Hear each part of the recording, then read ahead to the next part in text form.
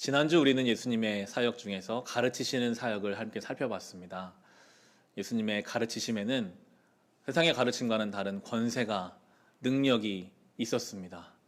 예수님이 회당에서 말씀을 가르치시자 더러운 영적인 존재가 잠잠하게 되었고 그 사람을 떠나가게 하셨습니다. 예수님은 오늘도 동일한 분이십니다. 우리가 그분께 배우기를 원할 때 그 말씀이 우리 가운데 자리를 잡으시면 우리 안에 많은 더러운 영적인 존재들이, 우리 안에 수많은 잡음들이 잠잠하게 될 것이고 떠나가게 될 것입니다. 그리고 그 비워진 자리를 예수께서는 채우십니다. 진리 안에서의 자유가 무엇인지를 알게 하실 것이고 그 자유 가운데 주시는 평안과 담대함까지 우리에게 채워 주실 것입니다.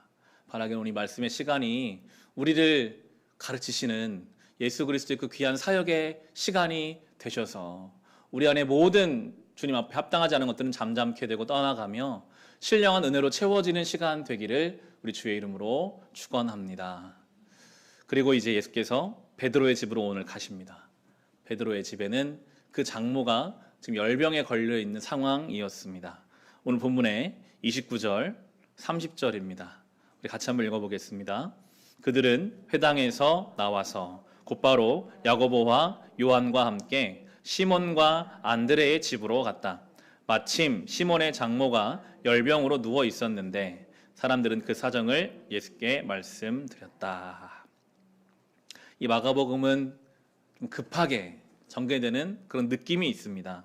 29절에 나오는 것처럼 곧바로라는 단어. 예수께서 곧바로 베드로의 집으로 가셨는데 거기에는 마침 병에 걸린 장모가 있었습니다. 여기서 말하는 열병은 단순한 열병이라기보다는 말라리아와 같은 중한 열병이었다라고 이야기합니다. 예수께서 베드로의 집으로 곧장 가신 이유는 그 집에 중한 환자가 생겼기 때문이었습니다. 베드로는 대표적인 제자잖아요. 베드로는 예수님 따르기 위해서 그 그물과 배를 버려두고 주님을 따른 사람인데도 그 가족 중에 아픈 사람이 생기더라고요. 때로 우리는 그런 생각 하거든요. 우리가 주님을 위해 좀 헌신했으면 최소한 좀 우리 가족들은 안 아파야 되는 거 아닌가. 안 좋은 일이 다 비껴가야 되는 것은 아닌가. 그런데 오늘 베드로의 집안에 그 장모가 열병에 걸립니다. 우리도 그럴 수 있다는 말씀이죠. 그런데 감사한 것은 그의 그 병을 주님께서는 아시고 고치시기 위하여 그 집에 가셨다는 것입니다. 주님께서는 우리의 삶에 찾아와 주셔서 스스로 일어날 수 없을 만큼 중한 병이 든 우리를 일으켜 세워주시거든요. 지난주에 우리가 예수님을 가르치는 사역을 봤다면 오늘은 치유하시는 사역을 보는 것인데요. 31절에 보시면 같이 읽어보겠습니다. 예수께서 그 여자에게 다가가셔서 그 손을 잡아 일으키시니 열병이 떠나고 그 여자는 그들의 시중을 들었다. 아멘. 예수님이 이 병 때문에 일어날 수도 없는 이 한 인생을 찾아가셔서 그를 손을 잡아서 일으키세요. 그랬더니 그를 괴롭히고 있던 병은 떠납니다. 거기서 끝이 아니라 그 회복으로 인해 그 여인은 이제 주님의 섬기는 자로, 주님을 따르는 자가 되거든요. 이게 주님께서 우리의 삶을 고쳐주시는 이유입니다. 우리가 여러 가지 문제들로 스스로 일어나지도 못할 그때에 주님은 우리의 삶에 찾아와 주십니다. 그래서 우리를 일으켜 주십니다. 그러면 그 회복으로 끝이 아니라 회복은 온전한 몸으로 주님을 따르기 위한 하나님의 은혜거든요. 그리고 우리를 주님을 따르게 하십니다. 예수님의 이 회복의 사역에는 두 종류의 사역이 있습니다. 지금 이 베드로의 장모처럼 너무 중한 병이어서 스스로 주님께 갈 수 없는 사람은 예수님이 직접 찾아가세요. 그래서 그걸 일으켜 주시는 경우가 있습니다. 저는 요즘 이 코로나로 인해서 예배당에 못 모이는 시간이잖아요. 마치 영적인 질병을 우리 겪는 것만 같아요. 이 분주함과 질병 때문에 여러 가지 이유들 때문에 우리의 신앙이 참 약해져 가고 있습니다. 이 베드로의 장모처럼 때로 누군가는 스스로 하나님 앞에 한마디의 기도조차 못 올릴 만큼 영적으로 빈곤해지기도 하거든요. 그런데 감사한 것은 주님이 찾아와 주신다는 것입니다. 우리의 삶에 찾아와서 홀로 일어나지 못하는 그를 일으켜 세워주셔서 그 모든 질병으로부터 건강하게 하시고 주님을 따르게 하신 은혜가 있고, 또 한 가지 유형은 자신들의 그 아픈 것을 가지고 예수님께로 나와서 고침받는 사람들이 있습니다. 오늘 이어지는 본문 32절부터 34절인데요. 같이 읽어보겠습니다.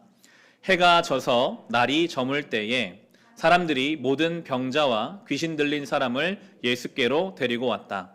그리고 온 동네 사람이 문 앞에 모여들었다. 그는 온갖 병에 걸린 사람들을 고쳐주시고 많은 귀신을 내쫓으셨다. 예수께서는 귀신들이 말하는 것을 허락하지 않으셨다. 그들이 예수가 누구인지를 알았기 때문이다.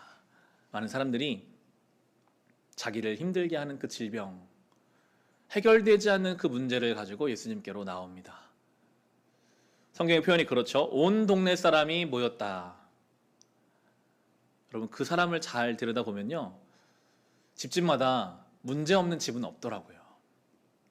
다 아픔이 있고 눈물이 있어요. 아무리 잘 지내는 것 같아도 그렇습니다. 그런데 이 본문을 잘 들여다보면 아프기 때문에 예수님께 갔더라고요. 그 아픔, 해결되지 않는 아픔, 이 사람들이 이 병을 고치기 위해 아마 의사도 찾아가 봤을 것입니다. 좋다는 것도 먹어봤을 것입니다. 안 돼요.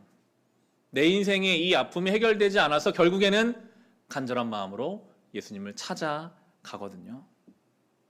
이게 참 우리로서는 받아들이기 어려운, 그러나 받아들일 수밖에 없는 문제입니다.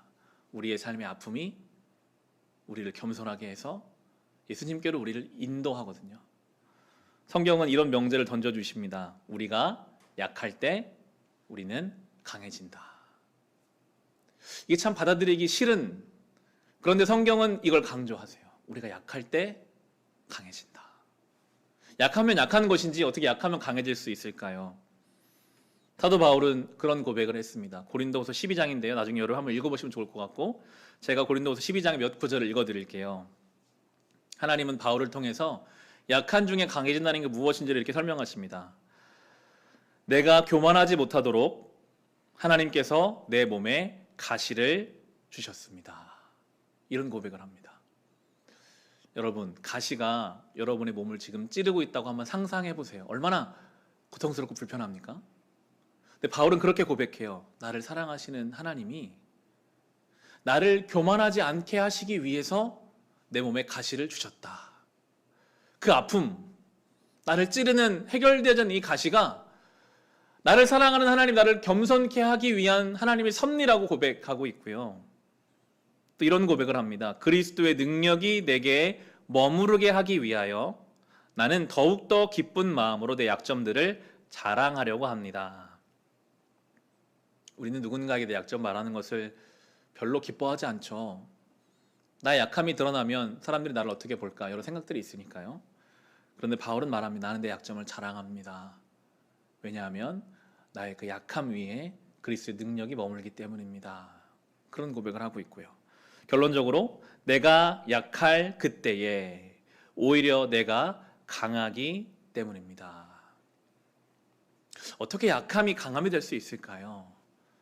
이 세상의 법칙과 세상의 논리로는 이해할 수 없는 말씀이에요. 그리고 우리는 별로 그러고 싶지가 않아요. 그냥 늘 강하고 싶어요. 늘 채워졌으면 좋겠어요. 늘 영광 받았으면 좋겠는데 그게 안 되거든요. 우리가 정말 하나님 앞에 해결하지 못하는 그 문제로 신음할 때 그때 우리는 영적으로 깨어나게 되거든요. 아, 이게 내가 해결할 수 있는 문제가 아니구나. 나는 진짜 주님의 은혜 아니고 살 수 없는 사람이구나. 그때 우리 약함을 통해 하나님의 강하심이 우리의 삶에 부어지게 된다라는 것입니다. 여러분의 삶에 지금 여러분의 삶을 찌르는 가시와 같은 것들이 있으십니까? 해결하고 싶은 해결되지 않는 삶의 아픔과 문제가 혹 있으십니까? 그것이 우리로 하여금 주님께 겸손히 엎드리고 나아가게 하는 은혜의 통로가 될 것입니다. 그 문제를 가지고 주님께로 나아가 엎드리십시오. 주님께서 오늘 이 마가복음 본문처럼 우리의 연약함을 고쳐주시고 만져주실 것입니다. 예수께서는 그렇게 수많은 병자들을 고쳐주셨어요. 예수님 가는 곳마다 사람들이 다 좋아했어요. 예수님이 조건을, 대가를 안 바라셨거든요. 누구나 아픈 사람이 오면 그 사람이 로마인이든 가난한 사람이든 어떤 사람이든 다 고쳐주셨어요. 가는 곳마다 예수님이 환영받으셨어요. 인기가 많았습니다. 지금으로 말하면 굉장한 유명인이 되셨습니다. 제자들이 그래서 예수님께 막 이야기해요. 예수님, 사람들이 다 예수님 좋아해요. 다 사람들이 예수님을 찾아요. 그러면 그때 그곳에 그냥 정착해서 예수님을 따르는 사람들과 함께 어떤 세력을 만들고 조직을 만들 수도 있거든요. 근데 예수님께서는 다른 마을로 가자라고 말씀하신 이야기가 이제 오늘 본문 36절에 39절인데요. 같이 한번 읽어보겠습니다.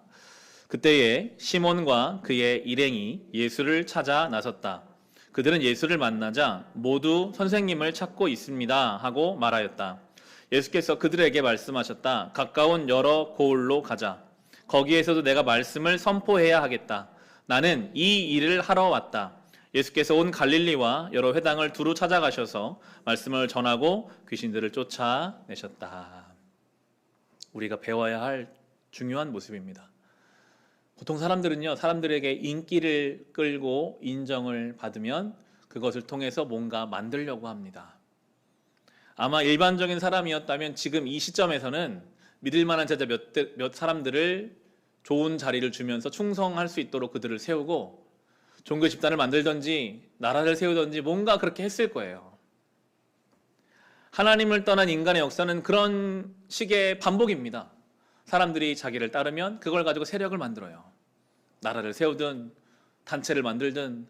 그래서 내가 하나님 자리를 취하고 싶어하는 것이 인간의 죄성의 방향이거든요.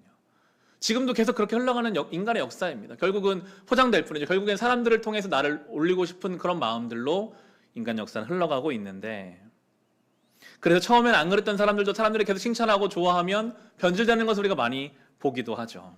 우리는 어쩔 수 없어요. 사람들의 반응에 움직입니다. 영향을 받아요. 나를 좋아하면 내가 좀 교만해지기도 하고, 나를 너무 싫어하면 내가 실망하게 되는 것이 우리의 모습인데, 예수께서는 그로부터 자유로워지셨어요. 아무리 사람들이 나를 따라와도 딱 자르시고 나는 다른 동네로 가야 한다. 내가 거기서 복음을 전해야 되기 때문이다. 오늘 설교 제목이기도 한데요. 나는 이 일을 하러 왔다. 사람들의 요구가 아니라 하나님이 왜 예수를 이 땅에 보내셨는지를 아셨어요. 분명하게 자기의 인생의 목적과 방향을 알고 계셨어요. 명확했습니다. 그러니까 유혹과 시험을 이겨낼 수 있는 기준이 생기거든요. 오늘 하루가 하나님 앞에 나의 어떤 의미인지를 아는 사람은요, 유혹과 시험으로부터 명확한 기준을 가지고 그것들을 이겨낼 수 있습니다. 그런데 그게 안 될 때, 나의 목적과 방향이 어디인지 흐릿할 때, 그때부터 우리의 삶은 혼란스러워집니다.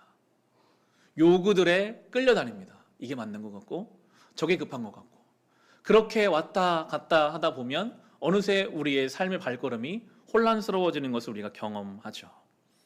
하나님 안에서 내 인생의 목적과 방향을 아는 사람은 명확한 기준을 가지고 유혹과 시험을 이기겠지만, 내가 뭘 위해서 왔는지, 무엇이 내 인생의 목적인지를 모르면 그때부터 혼란스러워지는 것입니다.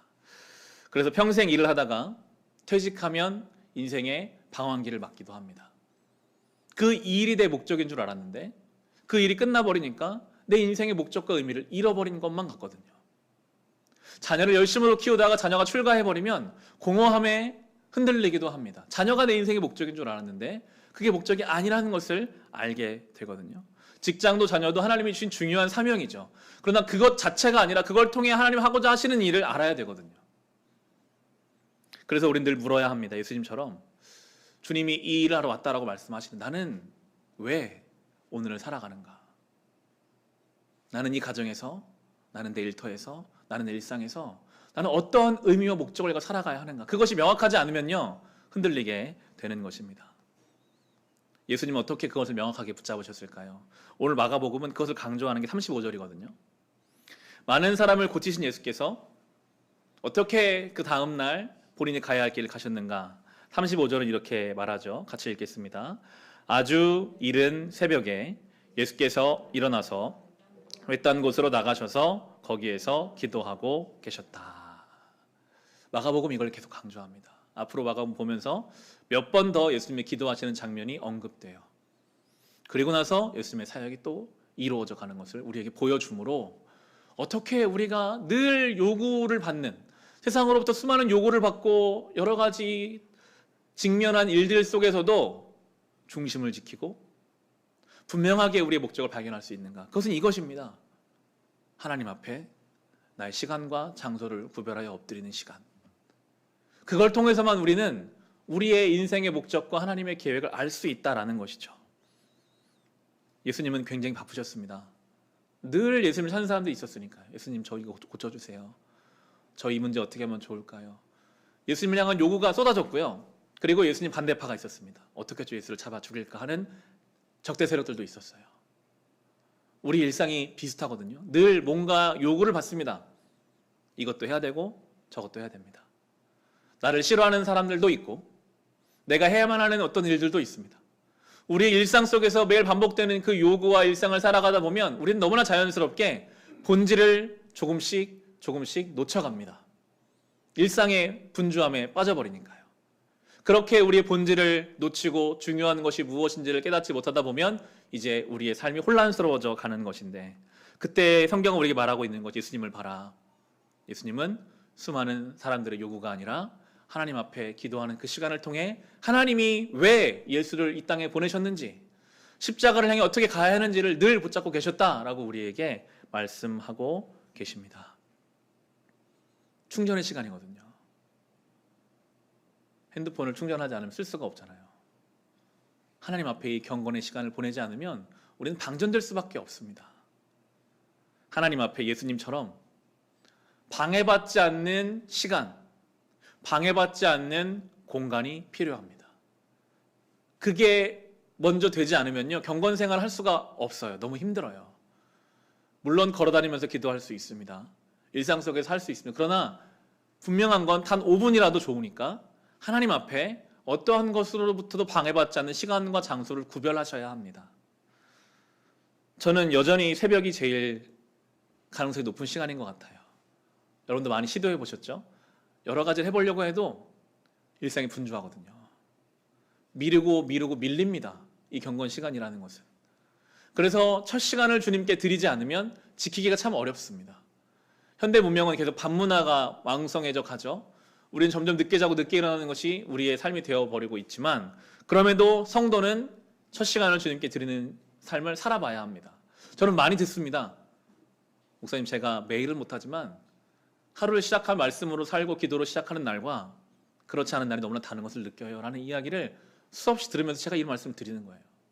하루를 하나님 앞에서 말씀과 기도로 사는 그 삶, 내 오늘 하루의 삶이 어제와 똑같다 할지라도 하나님 앞에 그 목적과 의미가 무엇인지를 물으며 찾으며 사는 삶이 아침에 일어나서 분주하게 해야 할 것들을 따라가는 삶과 다를 수밖에 없잖아요. 이것이 우리가 맡겨진 삶을 살아가야 하는 방법입니다. QT라고 하거든요. Quiet Time. 경건한 시간, 조용한 시간, 하나님 앞에서, 말씀 앞에서 나의 삶의 의미를 되새겨보고 질문하고, 나는 무엇을 위해서 오늘을 살고 있는가? 내가 염려하고 있는데 그 염려를 하는 이유는 도대체 무엇인가? 무엇이 나를 두렵게 하는가? 무엇을 이루고자 하는 열심으로 살고 있는가? 이것들을 하나님 앞에 자꾸 물어야 되거든요. 그 시간들이 말씀과 기도로 거룩하게 채워져 가야 합니다. 근데 혼자는 잘 안 돼요. 쉽지가 않아요. 그래서 교회 공동체가 있는 거거든요. 성도 간에 이 경건의 시간들을 함께 해 나갈 수가 있습니다. 요즘 금요일마다 성수자반 신앙훈련 7주째 지금 모이고 있습니다. 구글 미트로 한 20여 명의 지체들이 모이고 있는데요. 지난주에 사도신경 내용을 다루었습니다. 사도신경에서 그런 내용이 나와요. 공동체적인 영성에 관해서 우리 주 예수 그리스도를 고백할 때 나의 주가 아니라 우리 주로 고백함으로 우리의 신앙이 결코 나 혼자 잘하면 되지가 아니라 우리의 개념으로 가야 한다라는 걸 설명하면서 전도서 4장 12절 말씀에 이렇게 나와요. 한 사람이면 패하겠거니와 두 사람이면 맞설 수 있나니 세 겹줄은 쉽게 끊어지지 아니하느니라. 한 사람이면 패하지만 두 사람 맞설 수 있다. 근데 이 책을 쓴 이철 목사님은 여기에 지문을 던지는 거예요. 그러면 두 사람이면 두 겹줄인데 갑자기 왜 세 겹줄이라고 이야기했을까? 그렇죠. 두 사람이면 두 겹줄인데 왜 세 겹줄일까요? 그것은 한 줄은 성령이 감당하시는 줄이다라고 표현하시더라고요. 저는 많이 공감하게 되었습니다. 아, 그렇구나. 성도 간에 부족하죠. 사람과 사람 사이에 대화한다는 것은 다 솔직하게 이야기 못할 때도 많고 뭔가 오해가 전달될 수도 있습니다. 그러나 우리가 이 영적인 의도와 동기를 가지고 삶을 나누려고 하면 거기에 성령의 한 겹줄이 더해져서 놀라운 역사가 일어나더라고요. 그것들을 제가 보게 하시더라고요. 성도 간의 그 교제. 우리는 그런 생각하고 내가 이거 나눠서 뭐 부끄럽고 뭐가 도움이 될까? 누가에게 뭐 이거 사용될까? 나의 말은 어느라고 부족하지만요. 거기에 성령의 한 겹줄이 더해질 것이라고 성경 우리에게 말씀하고 있어요. 여러분 그 일을 하십시오. 한 사람이라도 좋습니다. 제가 아는 어느 권사님은 나이가 많으신데도 날마다 장성에서 출가한 아들에게 본인이 묵상한 말씀을 보내시더라고요. 그러한 어떤 일, 한 사람이라도 좋은, 부모 자식이면 제일 좋겠죠.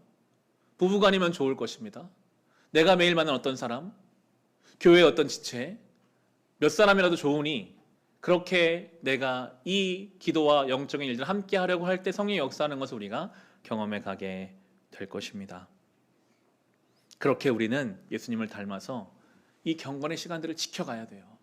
어떻게든지 내가 주님 앞에 깨어 있어야만 우리의 인생의 목적들을 발견할 수 있으니까요. 예수님의 기도를 묵상하면서 주중에 우리가 요즘 묵상은 출애굽기에도 모세가 기도하는 내용이 나와요. 연결되는 점이 있어서 좀 살펴보려고 하는데요. 80살의 모세가 하나님이 부르셨습니다. 모세는 처음 못 가겠다고 막 계속 핑계를 댑니다. 하나님 저는 말을 못합니다. 저는 갈 수가 없습니다. 근데 하나님이 어떻게 설득해서 결국 모세를 이집트의 바로왕 앞에 세우세요. 가서 바로왕에게 말해라. 이스라엘 백성 출애굽시키라고 말해라. 이집트의 통치자인 바로왕 입장에서 이스라엘 남자 장정만 60만 명이거든요. 그들을 해방시킨다는 것은 그 이집트의 노동력의 엄청나게 많은 부분을 상실하는 겁니다. 그러니까 나라 전체가 흔들릴 수도 있는 일이에요. 그런 이야기를 꺼내는 것만으로도 반역이고 반란의 여지가 될 수 있거든요. 그러니까 모세가 가서 그 말을 한다는 것은 죽을 수 있는 일이에요. 근데 하나님은 가라고 하세요. 아무런 것을 도와주지 않으시고 그냥 지팡이 하나 들고 가라. 근데도 모세가 순종을 했어요. 목숨 걸고 간 거죠. 내적인 갈등이 많이 있었을 겁니다. 내가 정말 가서 말해도 될까? 본인이 너무 잘 알고 있으니까, 이집트라는 나라를 본인이 알고 있으니까요. 그런데 갔어요. 가서 말했어요. 그렇게 목숨 걸고 순종했으면 뭔가 가시적인 결과가 있어야 하는데 돌아오는 결과는 무시였습니다. 내가 하나님 누군지도 모른다. 내가 왜 네 말을 들어야 되냐. 그런 이야기가 나오는데요. 우리 출애굽기 5장을 한번 살펴보겠습니다. 구약 80쪽에 있습니다. 출애굽기 5장입니다.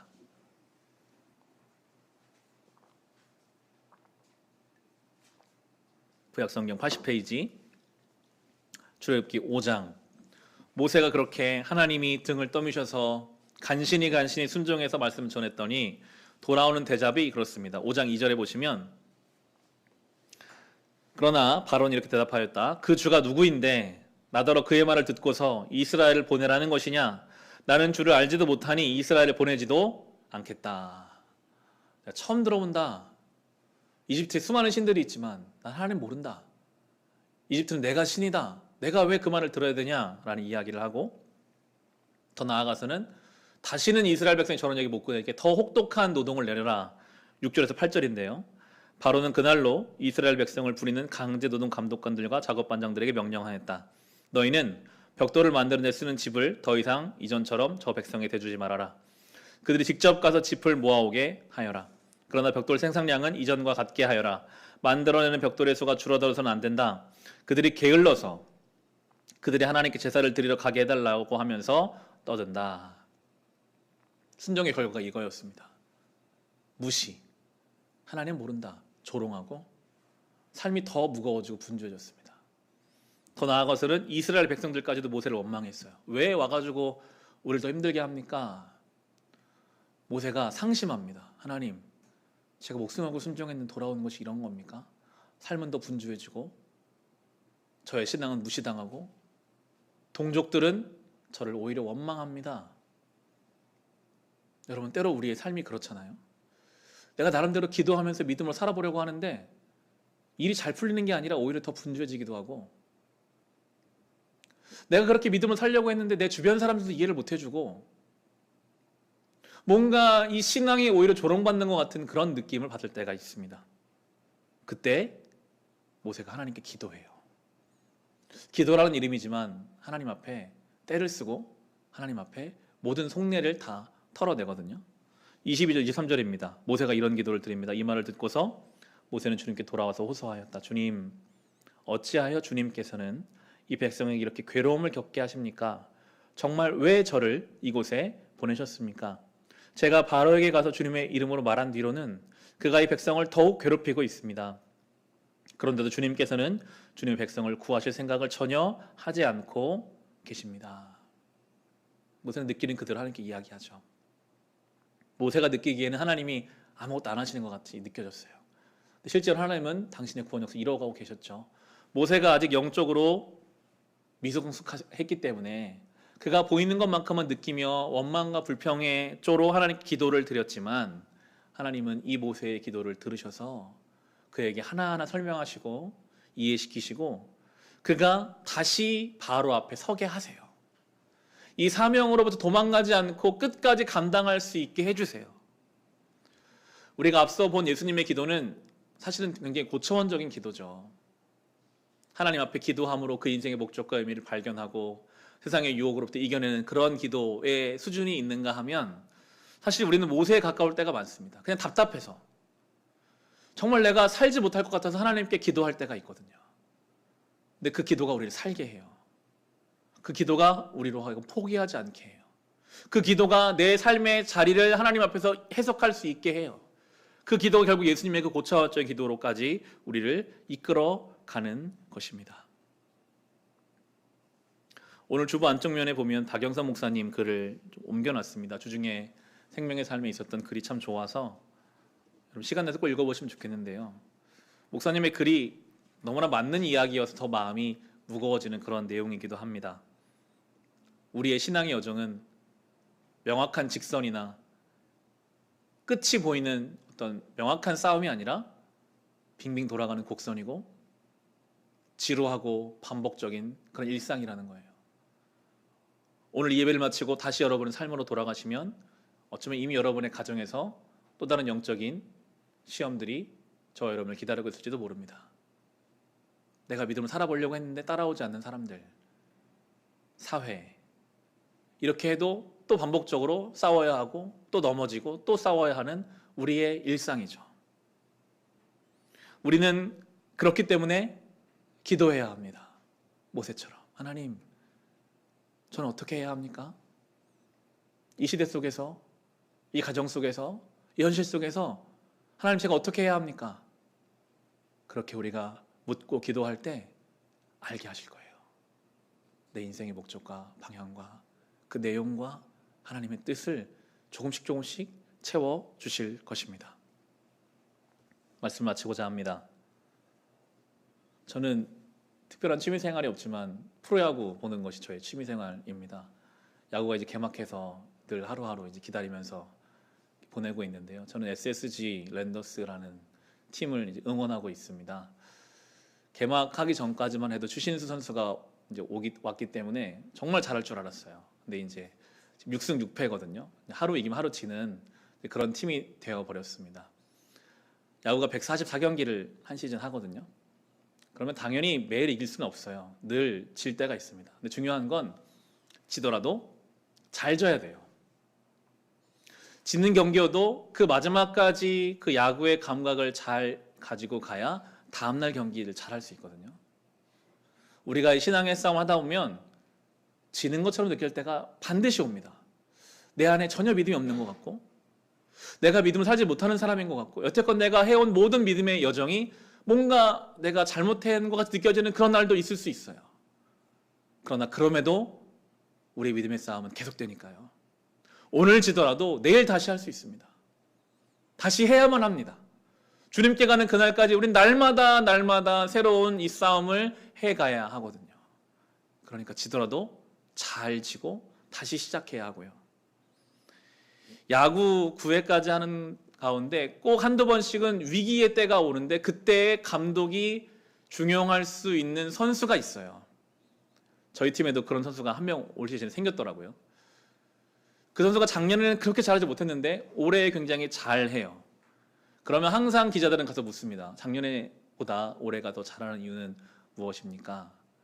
대답은 거의 한결같아요. 비시즌 동안 열심히 몸을 만들었습니다. 야구는 멘탈로 하는 경기이기 때문에 제가 마음을 잘 깨끗하게 다스리고 있습니다. 돈 받고 하는 프로야구 선수도요, 자기의 위치를 잘 감당하기 위해서 열심히 몸을 만들고 마음을 건강하게 만들어 노력합니다. 지금 늘 한국 교회와 이 하나님 나라 복음 전파의 위기라고 말하는 이때에 그런 생각을 하게 돼요. 정말 하나님이 믿고 사용할 수 있는 그런 교회 되면 좋겠다. 그런 목사 되면 좋겠다. 그런 성도 되면 좋겠다. 근데 그건 그냥 되는 게 아니라 우리가 만들어야 돼요. 피곤하시겠지만, 분주하시겠지만 하루의 첫 시간을 주님께 드리기 위해 잠을 줄이고 그 시간에 말씀 앞에 엎드리고 기도로 하루의 삶들을 하나님께 알리는 그러한 시간이 우리를 믿음에 있어서 건강하게 하고 능력 있게 합니다. 반복되는 일상을 그냥 무의미하게 사는 것이 아니라 오늘 하나님은 나를 왜 이 자리에 살게 하셨는가를 늘 물으며 기도하며 말씀으로 답을 찾으며 그렇게 살아가는 하루하루의 시간을 통해서 언젠가 우리의 믿음도 더 강건해져서 정말 이 위기와 믿음의 때에 우리를 통해 주의 복음이 이 땅에 흘러가는 그런 교회 되고 그런 성도 될 수 있기를 주님의 이름으로 축원합니다. 주신 말씀으로